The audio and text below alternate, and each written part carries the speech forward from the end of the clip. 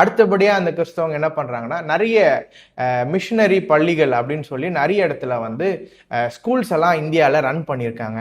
அதில் முக்கியமாக நம்ம எல்லாருக்குமே தெரிஞ்ச தலித் சமூகத்தினுடைய காவலாளர், அதாவது பாதுகாவலர் ஒருத்தர் பார்க்குறாங்கன்னா டாக்டர் அம்பேத்கர் வந்து பார்த்தீங்கன்னா எல்ஃபின்ஸ்டன் ஹை ஸ்கூல் அப்படின்னு சொல்லப்படுற ஒரு ஸ்கூலில் தான் வந்து படிக்கிறாரு. அது ஒரு கிறிஸ்தவ பள்ளியாக தான் இருக்குது. அதுக்கப்புறம் நம்ம பார்த்தீங்கன்னா வில்லியம் கேரி செரம்பூர் காலேஜ் 1918 இந்தியாவில் வந்து கொல்கட்டாவில் ஒரு கல்லூரியை தொடங்கி அங்கே இருக்கிற பிள்ளைகளுக்கு நிறைய கல்வி ரிலேட்டடான நிறைய உதவிகளை செய்கிறாரு. அடுத்து என்ன பார்த்தீங்கன்னா தமிழ் லிட்ரேச்சர்லையும் இந்த கிறிஸ்தவங்க வந்து பெரிய அளவில் பங்காற்றிருக்காங்க. அதில் முக்கியமான ஒரு நபர்னு பார்த்தீங்கன்னா ராபர்ட் கால்டுவெல் அப்படின்னு சொல்கிற ஒரு கிறிஸ்தவர் என்ன பண்ணுறாருன்னா திராவிட மொழிகளின் ஒப்பிலக்கணம் அப்படின்னு சொல்லி 1846 ஒரு புத்தகத்தை ரிலீஸ் பண்ணுறாரு. அது இப்போ கூட நீங்கள் போனீங்கன்னா அமேசானில் அவைலபிளாக இருக்குது. பாருங்கள் எந்த அளவுக்கு நம்ம இந்திய தேசம் மேலே ஒரு பற்றா இருந்து, முக்கியமாக நம்ம தமிழ் மொழியில் எவ்வளோ பற்றா இருந்து ஒரு புத்தகத்தை ரிலீஸ் பண்ணியிருக்காங்கன்னு பாருங்கள்.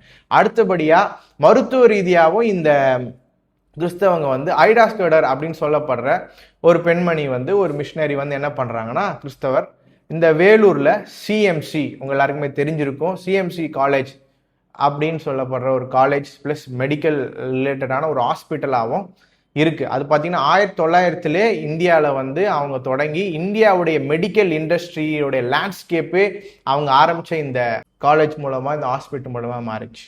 பாருங்க எந்த அளவுக்கு இந்த கிறிஸ்தவங்க வந்து மத மாற்றத்தையும் தாண்டி இந்த மாதிரியான சமூக ரீதியான மாற்றங்கள் உண்டு பண்ணியிருக்காங்கன்னு.